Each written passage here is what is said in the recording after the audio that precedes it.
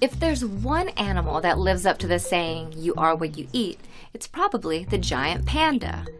Nearly every aspect of a panda's life revolves around bamboo. Giant pandas eat, and eat, and eat. Pandas can spend more than half of each day eating.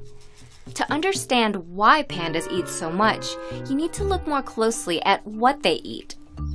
Bamboo, a giant woody grass, is a very poor nutritional source, low in protein and high in fiber that pandas can't digest well. Yet, bamboo comprises 99% of a panda's diet. To compensate, pandas need to eat 20 to 40 pounds a day. Pandas have quite a bit in common with carnivores. A panda's digestive system is more closely related to that of a carnivore than an herbivore, which explains why they don't digest plants very well. Fortunately, they have other adaptations that help them chow down on bamboo stalks, including large, powerful jaws. When they're not eating, pandas rest, and poop, and poop.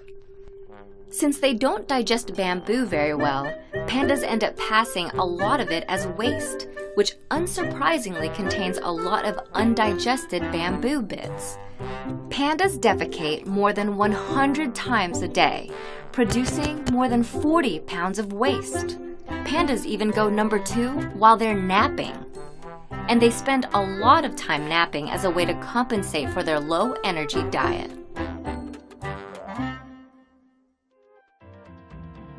Pandas have tiny cubs because of their poor diet. Baby giant pandas are born blind, helpless, and tiny, weighing just 5 ounces, or about 1/1000th the size of their mom. Of all placental mammals, panda cubs are the tiniest in comparison to their mother. Why so small? The mother's diet plays a role. Due to her low metabolism, a panda mother has a relatively low blood oxygen level, so the cub can get more oxygen outside the womb. Pandas' black and white fur may help them camouflage.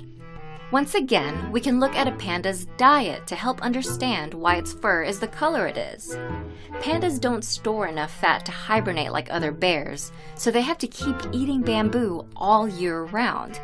And since they're always roaming in search of bamboo, pandas are unable to shed their fur quickly enough to match their background like other animals can. So their black and white pattern may be sort of a compromise. White fur allows them to blend into snowy backgrounds. Black fur allows them to blend into shady forest backgrounds. Historically, pandas inhabited a much wider range than they do today and faced multiple predators. So at the time, they may have relied more on their camouflage ability. Today, pandas are not at as high a risk from predators, but rather from a loss of bamboo. The good news is that the giant panda's conservation status was recently upgraded from endangered to vulnerable. An estimated 1,850 pandas remain in the wild in China, an increase of 17% over the past decade. However, pandas still face significant threats tied closely to their food source. Human development has driven pandas into isolated, fragmented mountain regions, restricting their access to bamboo. Additionally, climate change threatens to eliminate more than 1/3 of the bamboo habitat that pandas rely on by the end of the century.